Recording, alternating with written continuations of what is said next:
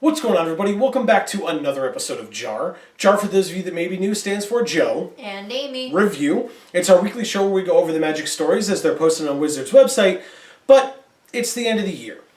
It's the holiday season, it's almost the new year, and so we don't have any stories right now because people at Wizards, like many of us, are taking time off from work, and so there are no new stories. They'll be coming out in the second week of January.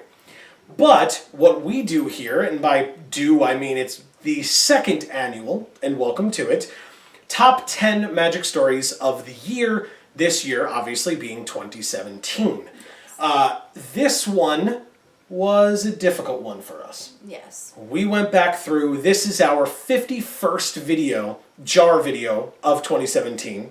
So there were a lot of them, and we went back through each and every one of them, and looked at the stories that we reviewed, the podcasts that we reviewed, etc. And we decided to only focus on the stories. The podcasts weren't anything that would have pushed it over the edge for us, but we decided to focus entirely on the stories themselves, and we picked the top 10. Now this week, I think because it took us such a long time to figure this out, and because, hey, there's no Magic content or Vorthos content next week, so we need a video for next week anyway, but for your sake, of your time and ours, we're going to be splitting this up into two. So this week we're going to have numbers 10 through 6 of our top 10, as I said, Magic Stories of 2017. But we're also going to start with, next week, I'll open the video with our bottom 1. Last year we did bottom 3, this year we will do bottom 1, the worst story in our opinion of 2017. And all of these are our opinion, and we would love to hear your opinions in the comments down below, on Facebook, on Twitter. Please let us know those things. Do you think we were totally wrong? Do you think you agree with some but not all? Do you totally agree with all, which I highly doubt, but again, or maybe your list was different to begin with, but once you heard our reasoning, you kind of changed your list to match our list a little bit better. We want to hear that stuff too. Yes. Because we care what you guys think. Yes, so please let us know. But so since we're only doing a bottom 1, what I wanted to do this week, just to mirror it a little bit better, is I wanted to do an honorable mention. Now, as I said, we're focusing solely on the stories here. And so for the top and the bottom list, there were a lot of articles that we reviewed this year. There was a lot of non-story Vorthos content in general. And because I'm bringing it up at the bottom, if you watched the JaARs, you might know my honorable mention for a bottom number 1, which possibly would be my bottom 1, but it's not really a story, is the 10 Burning Questions from the Ixalan Story by Chaz Andres. And if you watched our review of that video, fair enough. I will probably try to link some of them at the top for you when I mention them so that you can go check them out and or have them at the end of the end card there so that you guys can go see our reviews and what we thought at the time and see if you agree, like I said, with those opinions. But while this was not a story, I found I would say the majority of these questions to be pointless. I would even say offensive. And I don't mean like that it was, they said mean things or anything like that. But I mean, I felt like my intelligence was being insulted. Okay. Because a lot of the questions that were asked, the answer to those questions was, how about you just wait until Rivals of Ixalan? Right. And the only reason I think that article was even written or was even valid was because it told you about Angrath. It told you that he was a father, that he had planeswalked to bring his children back a gift, and that he was now murdering his way through Ixalan, basically, trying to find a way home to his kids. Which is a cool story. Wish I could have read it. I mean, I've advocated for that for since the beginning of the time that we've started making these videos, 91 or whatever episodes ago. 95 episodes ago. Tell me, show me. Don't tell me. Don't spoon feed it to me. You're telling me a story. If you're telling me a story, then tell me a story.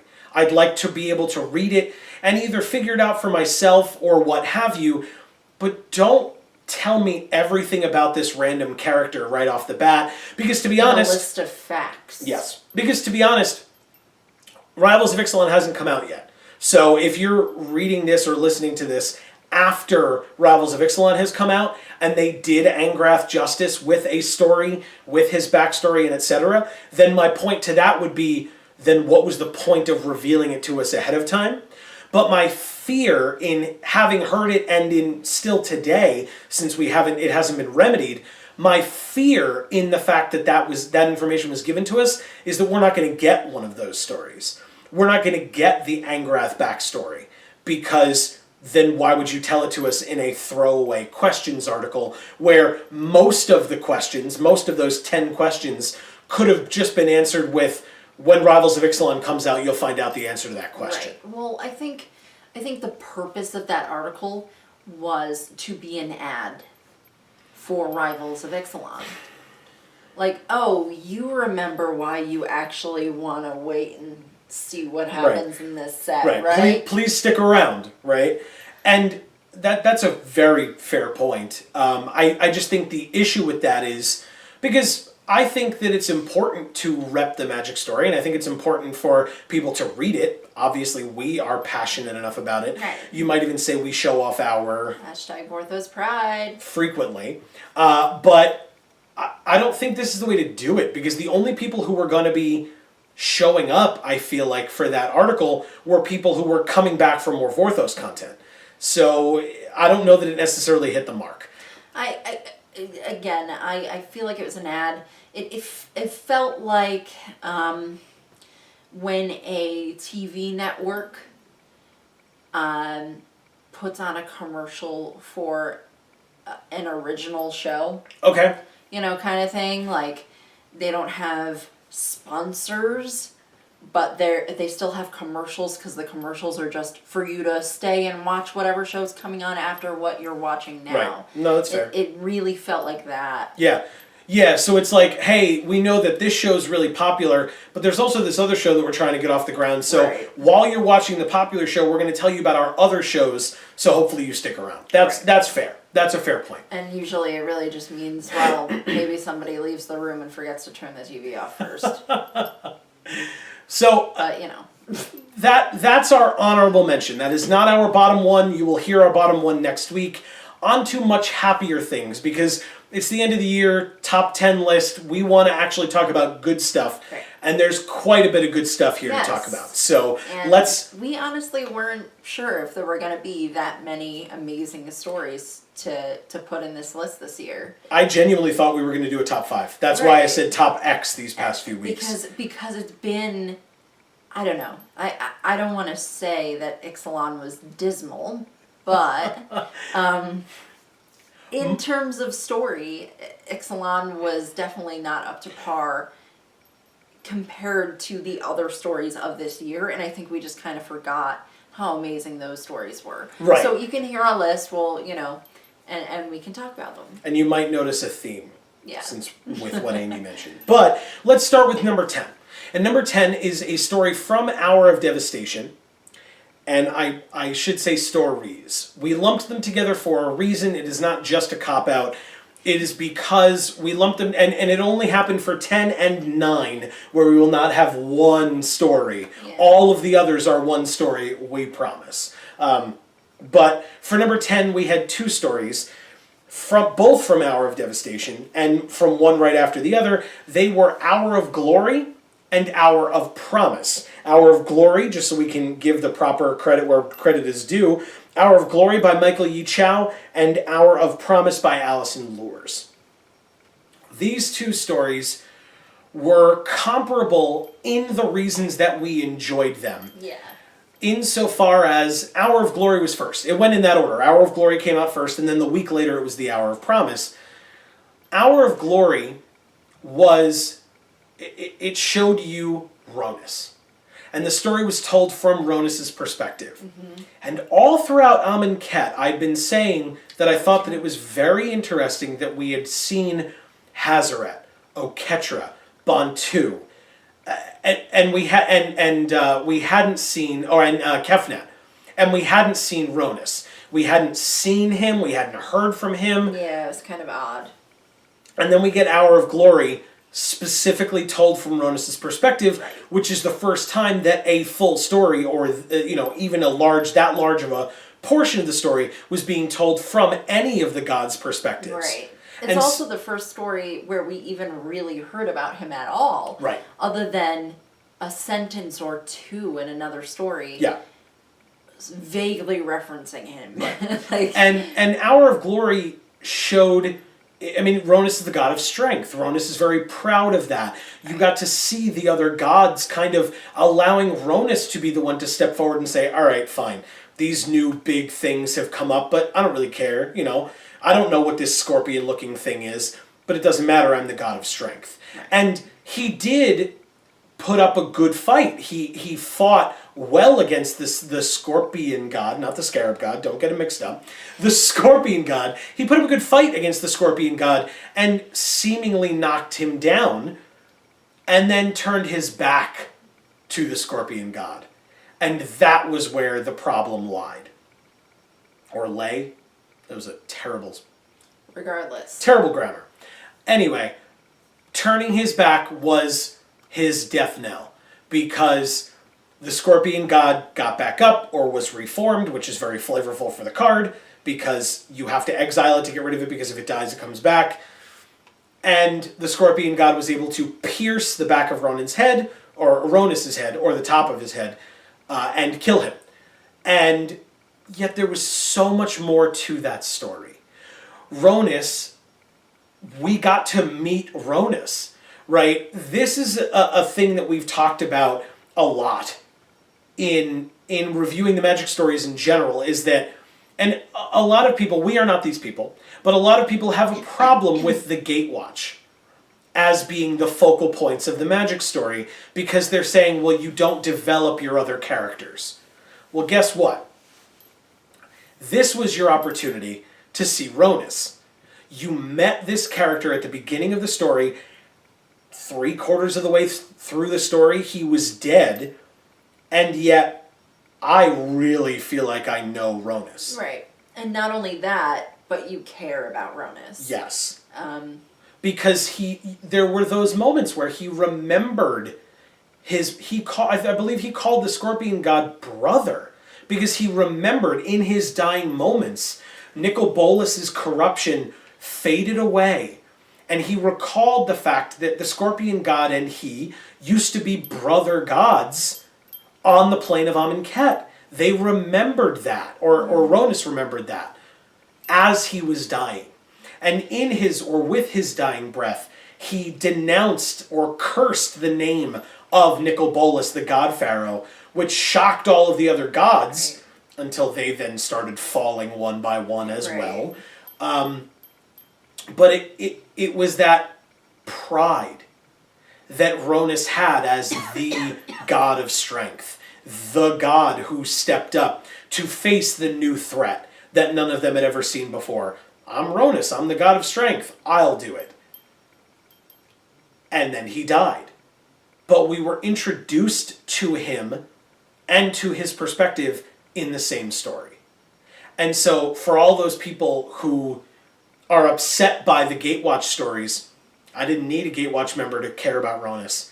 And I've said that before, that seemed to be an avenue to meet these new characters, was the Gatewatch would meet them, but you'd get to see a lot of their personality, the new character's personality, in their interactions with the Gatewatch. And so it was giving you a familiar face to kind of ease you into the new face.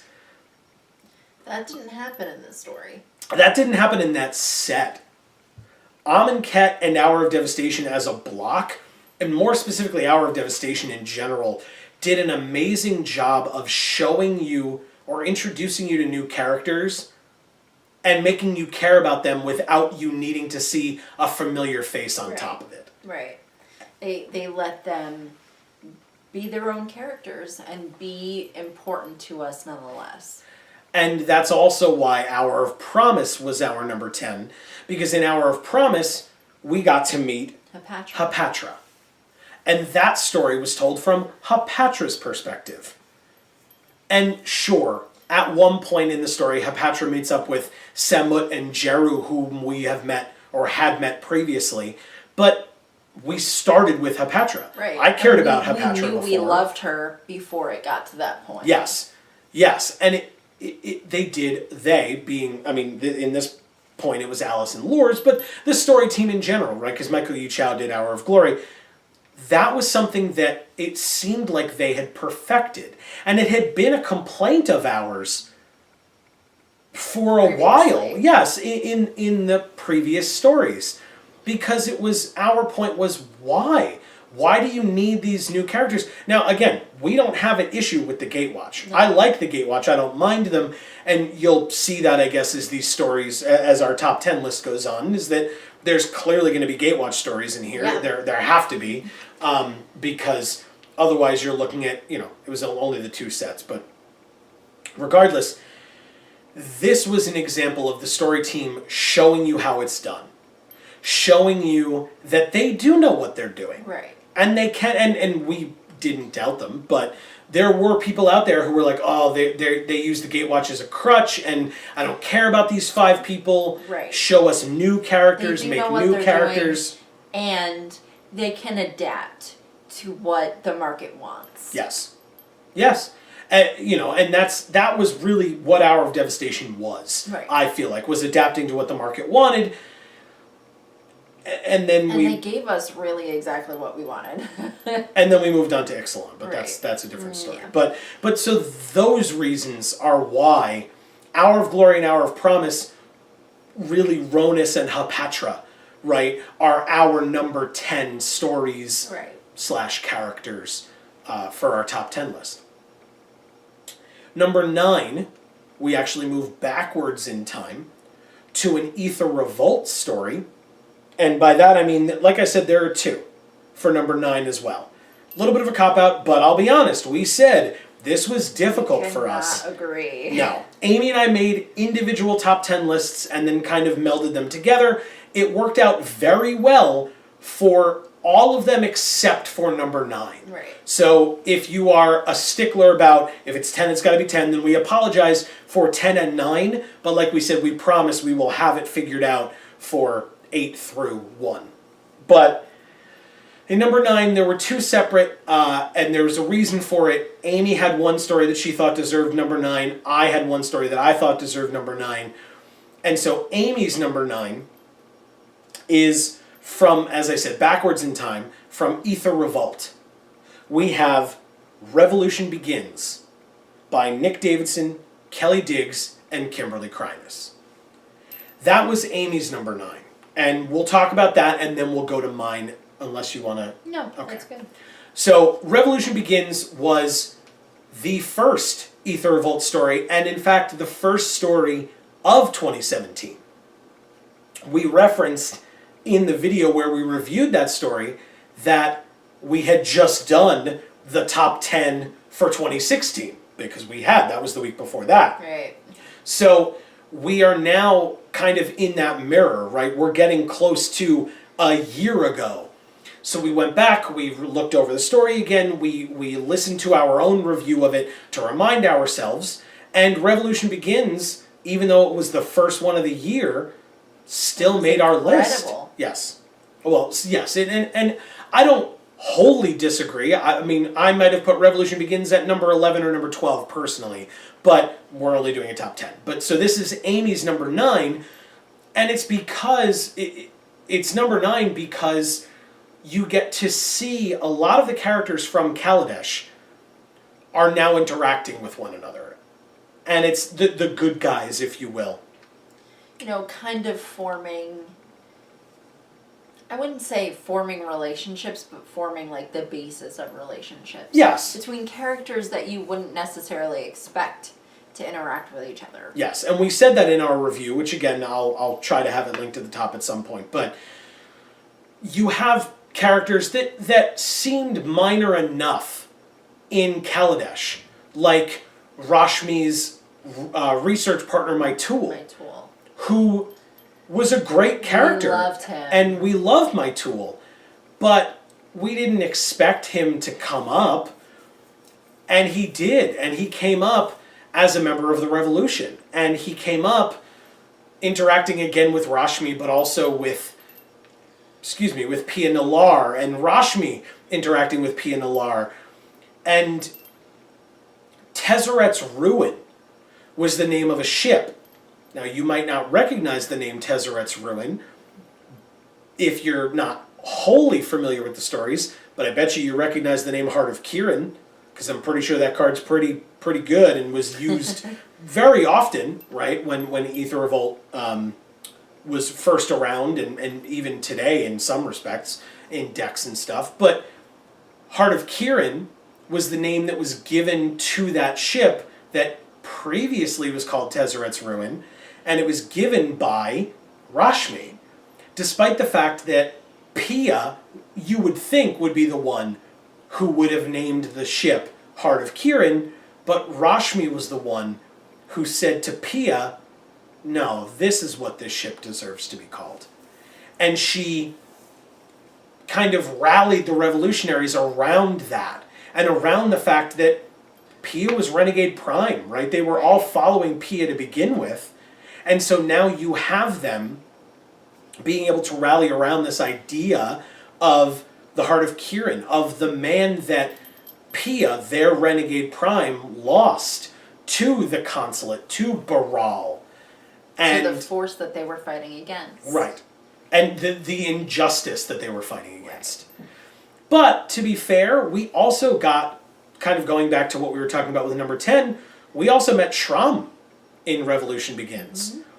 And Shram was a character who, I couldn't tell you if we saw him again, but I could tell you that we liked him a lot from just meeting him in that short period of time, because he was able to stand up to Consul Kambul.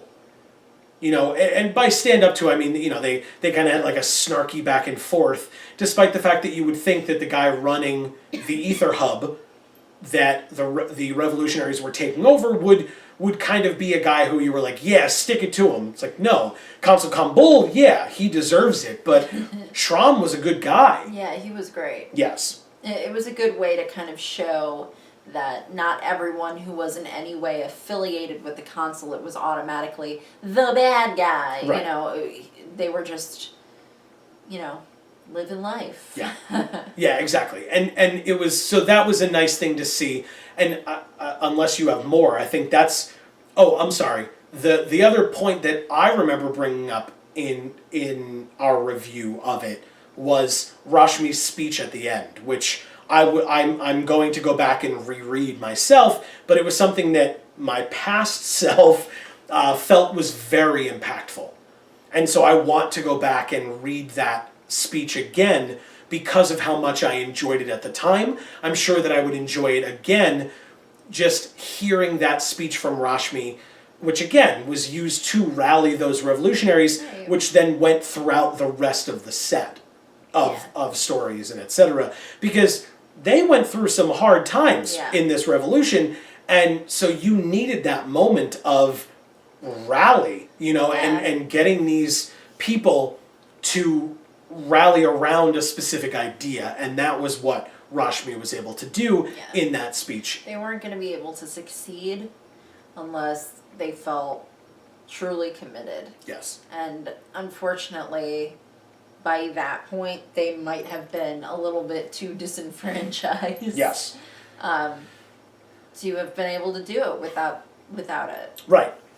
Or too downtrodden, or whatever you might want to call it. Yes. And so all of that, is why that was Amy's, but also, you know, I don't wholly disagree, number 9. My choice for number 9 was Pride of the Crawl by Alison Lures. I will point out at the beginning, this was towards the middle, I believe, of what I am now coining the month of Allison. This was the period of time where Alison Lures wrote 5 Basically stories in a row. I mean, she did a Magic Story podcast and then like at least 3 stories in a row, if not 4. Yeah. Right, going Easily. into Hour of Devastation and stuff like that. It was just, right. And it was just like, I would not have faulted her if the stories slipped a little. Yeah. Because it was week after week after week of that same, not of that same thing, but of her writing each story, or at least of having been given the byline, which now we see that they've moved away from that and just said the R&D narrative team are the ones who are writing the stories.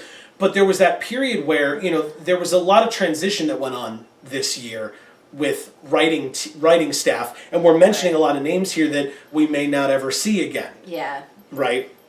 But yeah, a lot of these people no longer work for the company. Whether that was their own decision or the company's is not necessarily clear, but nor is it important for this video. Fair, but is something to bring up as 2016. But so during that transition period, Allison seemed to be picking up a lot of the slack in writing the stories.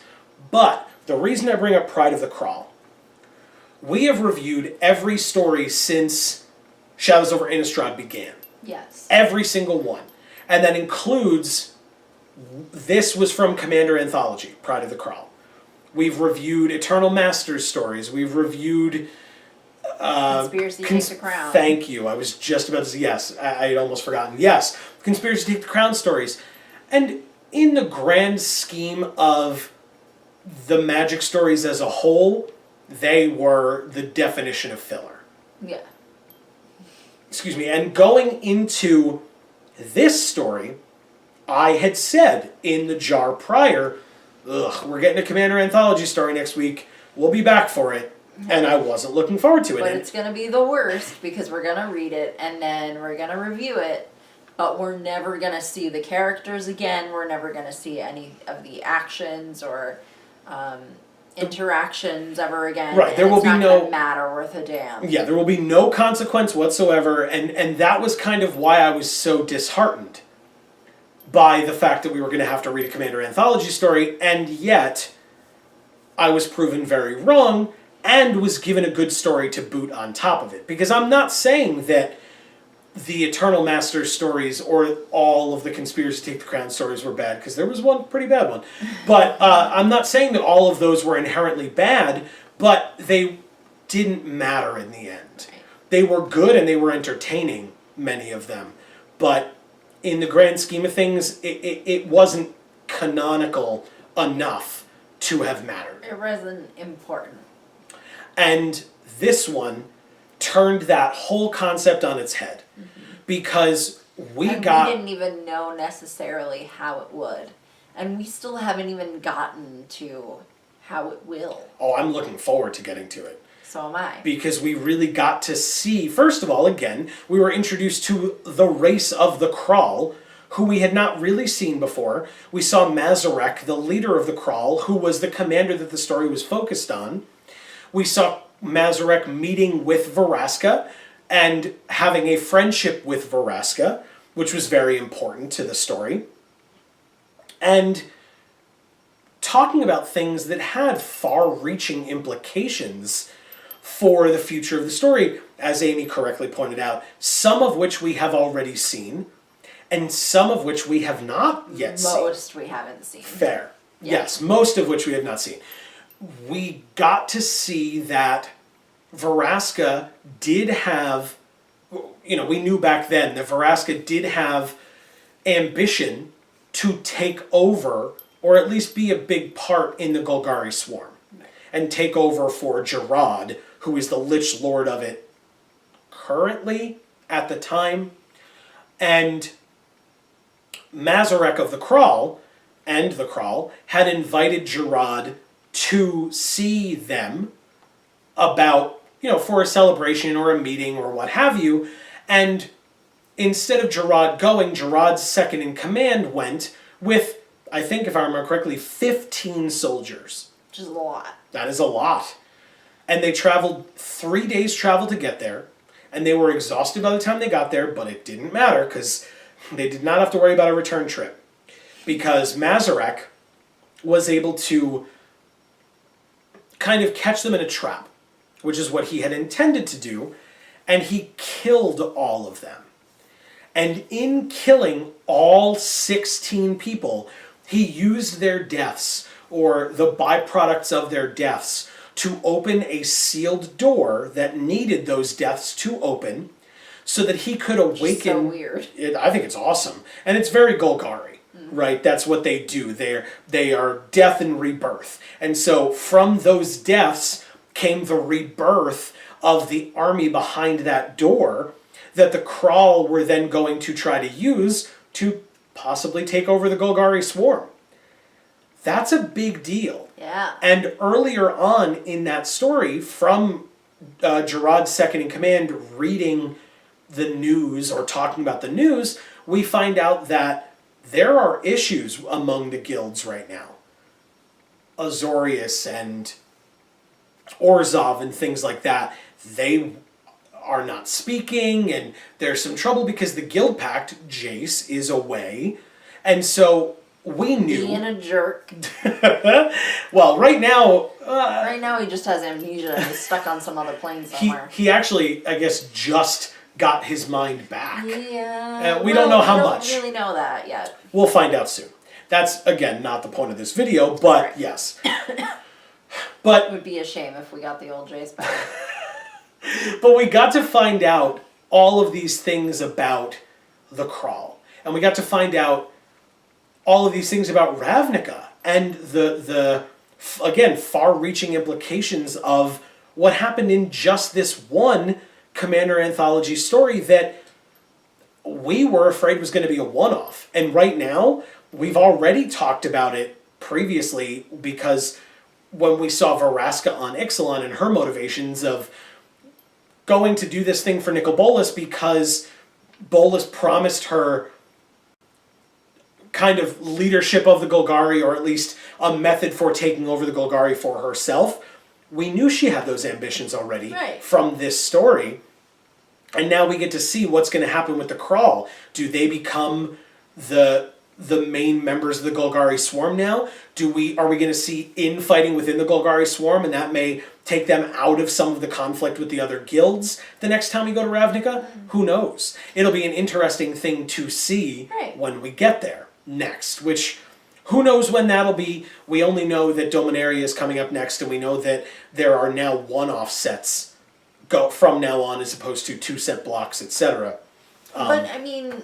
The one-offness of them, I think, is going to be less one-off than they seem, because it seems like they're heading toward a more cohesive sort of story that spans many planes. Which may be necessary depending on how Nicol Bolas's plans kind of fall out. Exactly.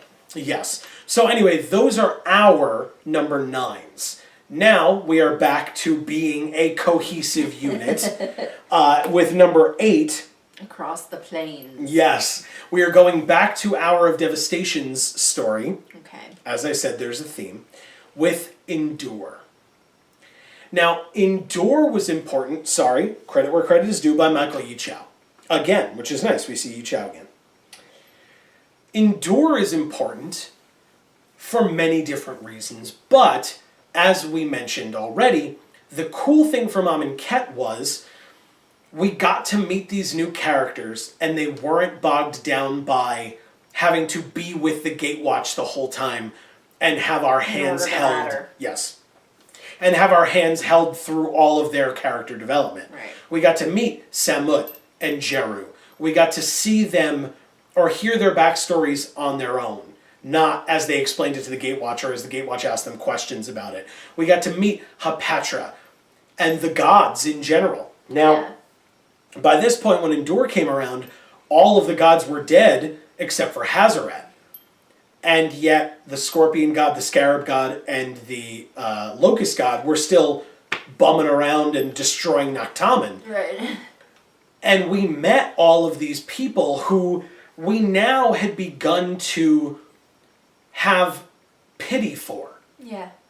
Because originally when we met them with the Gatewatch, we were like, these people are crazy. They're blindly worshiping these gods that are so blatantly corrupted by the idea of the God Pharaoh. And we knew that they didn't, of course. Right. But they were so blindly willing to follow, and they were throwing their lives away in these trials and happy about that.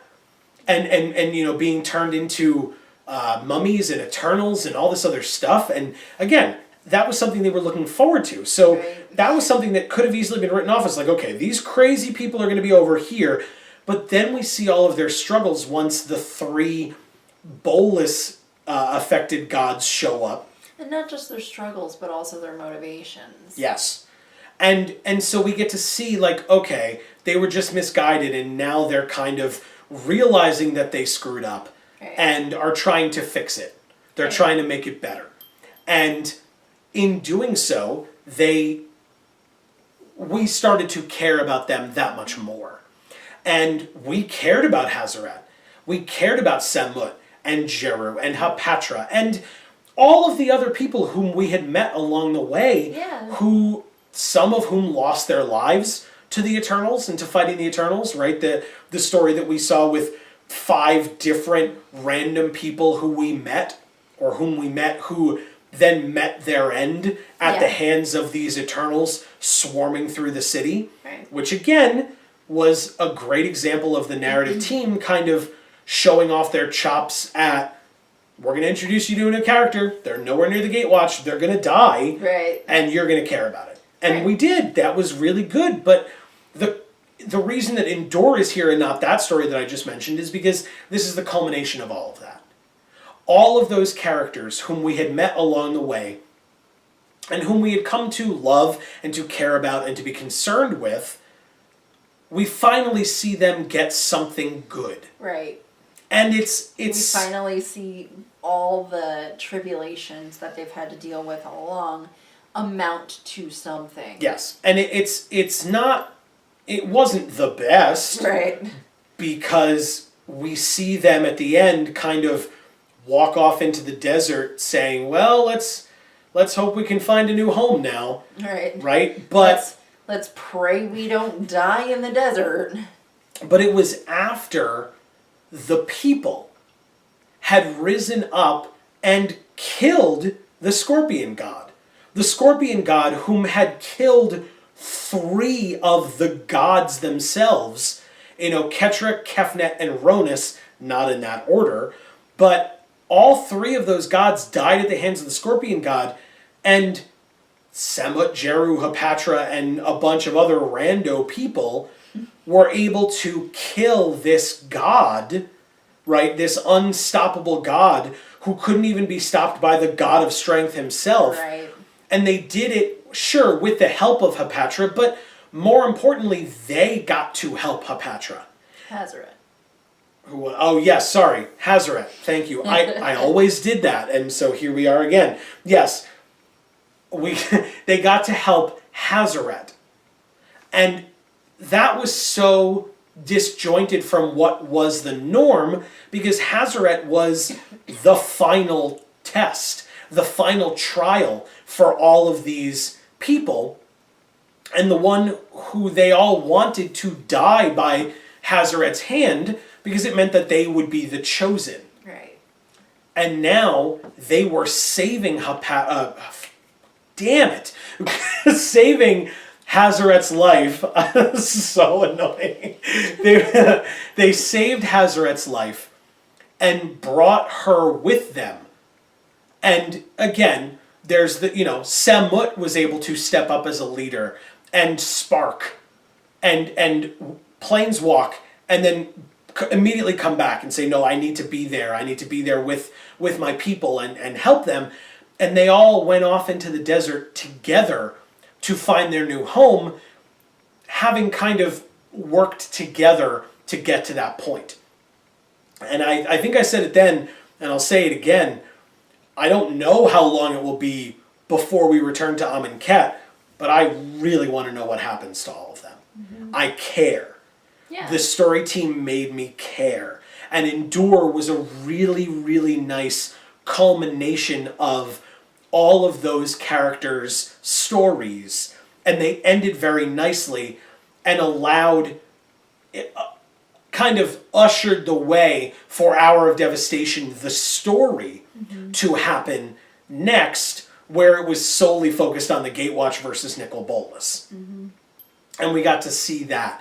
And so that was really nice. And so I don't know if I don't know if you have more to say on that. I feel No, like I really feel like we've said enough. Yeah, but that is why endure is our number 8. Right.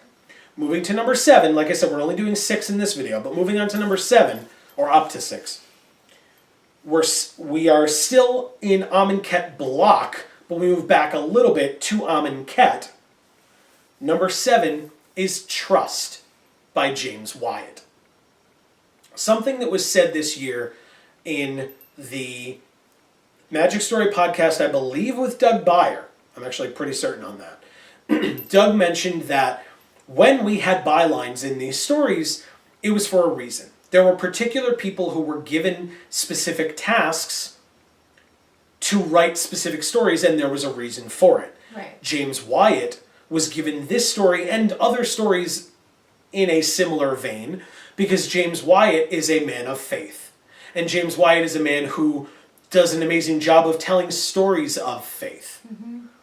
And in this story, sure, it's called Trust, but I feel like the words faith and trust are used in conjunction with one another so often.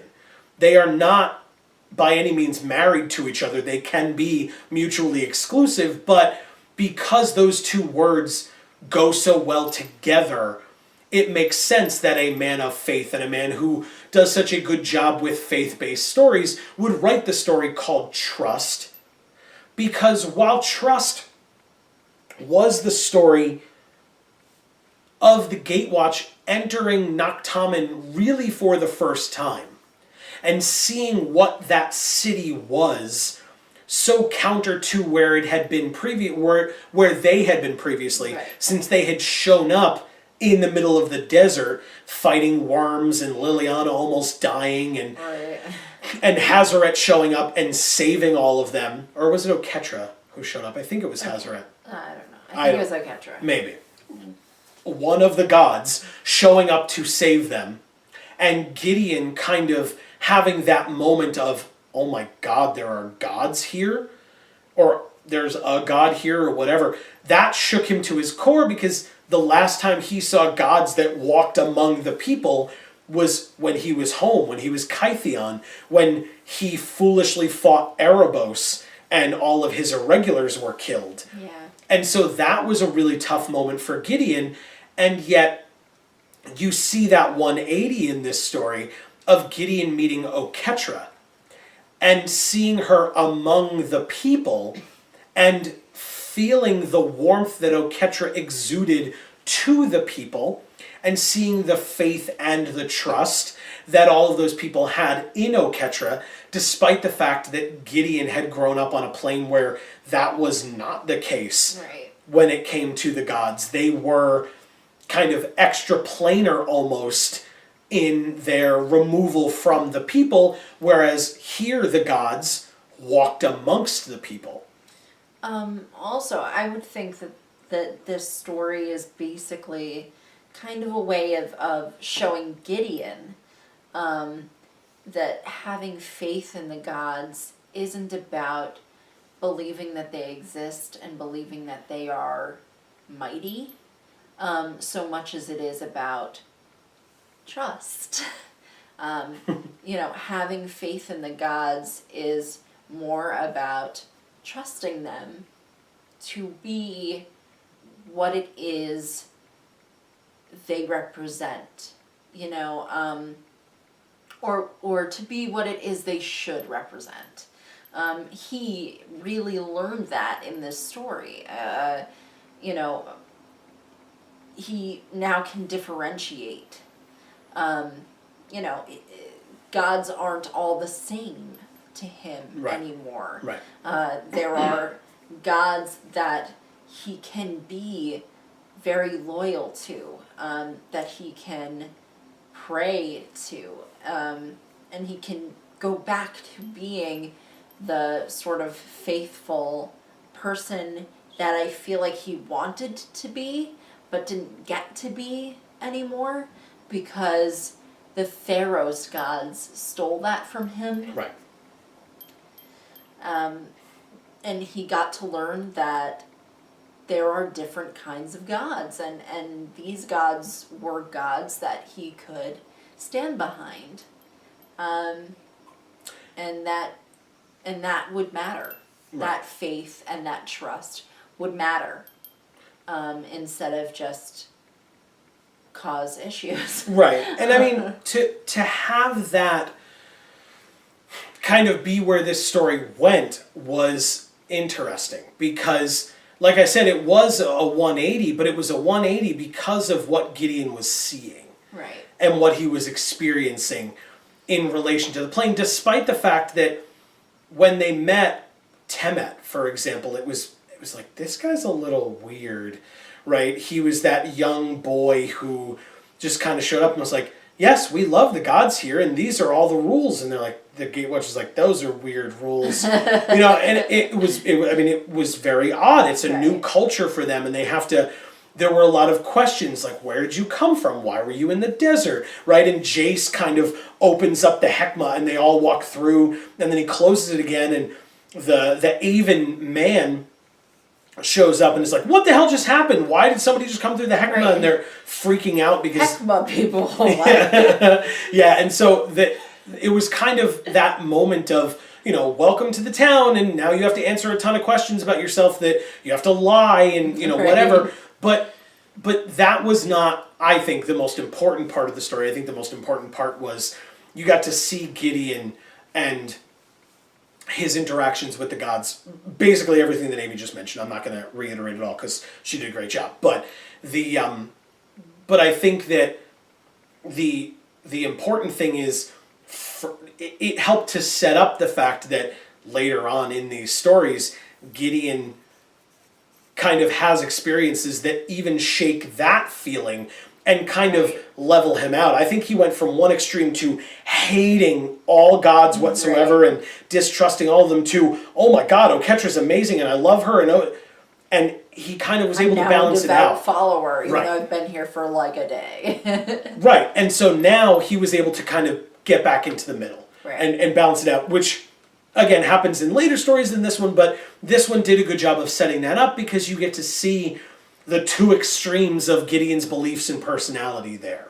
So, and it was a good point of personal growth for him. Yes.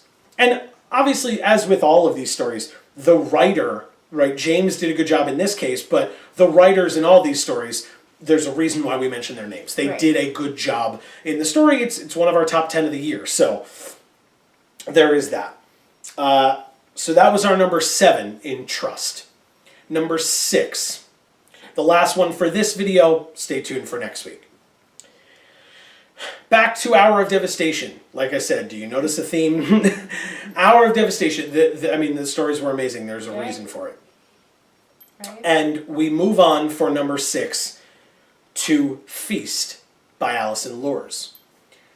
Feast was another story where a loose end gets tied up. This is more of, I believe, the month of Allison, because it was the story of the Crawl, I believe, Hour of Revelation, and then this story, Feast. So all Allison Lures all the time at this point. And again, we're just two of them so far. Yeah, 2 of them so far have been Allison, and it was during that month plus of her. So love me some Allison. She did an awesome job. They all have so far, like I said. Feast was Liliana versus Razaketh, right? That's the main part of that story. But we already saw Liliana versus Kothafed. We already saw Liliana versus Griselbrand. Now we get to see Liliana versus Razaketh, and we get to see, kind of for the first time, Liliana realizing, like, oh, I can't just go around killing demons. This is not that easy. And sure, she gets to be rewarded for having recruited the Gatewatch to her side, because they come to help her, but to be completely honest, it still wasn't a cakewalk for her. No. She had a real tough time because Razaketh was controlling her actions, and sure, Jace could still talk to her, but Jace didn't want to get too close either. Chandra was getting beaten back. Nissa wasn't having much effect. Right. Gideon, same thing, right? All of the Gatewatch were coming in to try to help Liliana, despite the fact that they were kind of pissed at her for kind of throwing this at them at the last second. But we Like, found... oh, wait, we're here to fight your demons? Right, that's why we came here. We had our own Right. shit that we were dealing Right, with here. exactly. And so, but you get to see Liliana dealing with...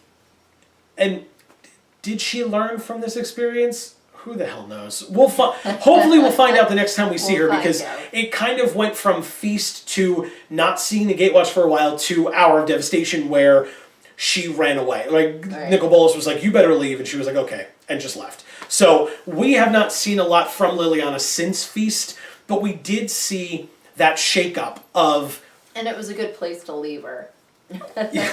I think. Yeah, no, I mean... I think she got pretty badass by the end of it. Yes. Oh, yeah. I mean, it was amazing, but realize what it did.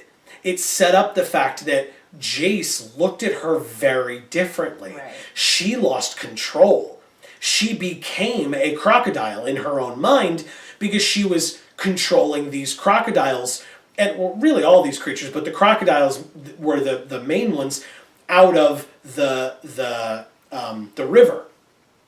And the river had turned to blood and killed all of the sea life in there, but because it was blood and it wasn't water anymore. But Liliana has control over death, and when she finally was able to get her control back, she controlled or brought the crocodiles back to life and had those crocodiles kill Razaketh. And I mean, feast on Razaketh. Get it? But that was a terrifying moment for Jace and the other members of the Gatewatch, because Jace was basically saying to Liliana, hey, how about you get a grip? You're going a little crazy. And she didn't want to. She's like, this feels great. I love this. This is amazing. But I loved the up and down, right? A lot of fights we've talked about in the past have been lackluster. We've had our Brizellas of the world, or and people like that. We've seen a couple over the years where that character has gotten killed, even though they were a big deal. I mean, Brizella was a combination of two legendary creatures from a prior set that then got corrupted, combined into one big creature, and then get killed by an angel and Thalia, right? Sigarda and Thalia, killing her very quickly. Killing it very quickly, Brizella, them, who knows? Anyway, whatever. We get to see but when we get to fights like Feast's fight with the Gatewatch, really, I mean, it was Liliana versus Razaketh, but it was the Gatewatch versus Razaketh, and it was tough. I mean, they were able to do it, unlike Nicol Bolas later on in the same set of stories, but still, it was tough. Right. And you got to see that desperation, that moment of, like, obviously Liliana's not going to die, but what's going to happen? Either how is she going to get out of it, or who is going to save her? Right. Who is going to be the one to come in? Is one of the gods going to step in and help? Who in the Gatewatch will be able to combine their forces enough to do it? Right. And it was an amazing story. It was a compelling story. And it was cool to see that element of, here are 5 members of the Gatewatch coming together to fight one entity, and it's still pretty damn close. Right. You know, it takes Liliana losing control to be able to beat this enemy, and Liliana is not somebody who loses control. No. That's Chandra's job. Nor is it a good thing when she does. Oh, yeah. Like, Chandra losing control is expected. Is a Tuesday. Right. It's expected. It's semi-dangerous, but not to this level. Oh, yeah. She doesn't have an ancient relic that controls her and does all kinds of other crazy crap to her when she loses control. Or makes her bleed and all this other shit. Or a Raven Man inside of her head talking her through things, and you know, and the fighting between those two entities besides her own damn brain inside of her head. And then Jace as well, kind of trying to influence her into doing certain things. So yes, I agree with you that that is a very dangerous person to have lose control. Right. And we saw a bit of that. And I think Jace even said to her, he was like, get it together or we're done. Like, figure it out. Chandra's impulsive, but Liliana was like basically schizophrenic. Yeah. And that much more dangerous as a result of it. Right. And that was not a good combination. Yes. It's dangerous. It's very dangerous. So that is why Feast is our number 7. And to be honest, we haven't seen, in my opinion, we're not done seeing the implications following Feast. We still have to see now if Jace has fully gotten his memories back. We need to see what happens the next time Jace and Liliana see one another, especially now that Vraska might be in the mix. Who knows? That's a long way away from now. But still, something that should be mentioned is that story, we don't even know how impactful fully that story was, and yet it was our number 6. And that being number 6 means that this week we are done. This was a long enough video. We definitely wanted to split it into 2 parts for that reason, as well as, we wanted to have a video for you guys for next week. But that being said, this is our last video of 2017 as JaAR. So thank you guys so much for watching. We really hope that you had a good holiday season, and we hope that you have a very happy and healthy new year with family and friends. Yes. We obviously hope that you come back here to see us, because we have part 2 next week, but we also have more JaAR. Like I said, this was our 51st JaAR of the year. We don't stop, right? We're still here. We're still putting out videos. The channel still put out videos all throughout the holidays. So if you missed those, something will be linked at the end here. You can go check those out. Check out the channel itself. We did a lot of cool stuff. We've had some unstable box openings. We've had some fun product openings, as well as some lackluster drafts. But you can go watch me get my ass kicked if you'd like. That's always fun. But as we always say, the subscribe button is up here. If you click it, you'll find out when all of our videos come out, including the sequel to this video and the finale of this video next week. Which will obviously be a little bit more exciting than this one was. Yeah. I mean, once again, we'll have our bottom 1, but we will also have our top 5. And that is, I think, in and of itself, going to be exciting. So yeah, the most incredible stories of the year. Yes, in our opinions. But hopefully yours as well. But as always, like we said, leave it in the comments. Exactly. In the comments, on Facebook, on Twitter. The links to those for us are in the description box below, as they always are. This has been another episode of JaAR on Geek for All. Thank you for joining us as we showed off our... #Porthos Pride. Got it twice in one video. Yeah. I've been Joe. And I'm Amy. And as we always say, in whichever video of ours you watch next, we will see you all next time. Thanks, everybody.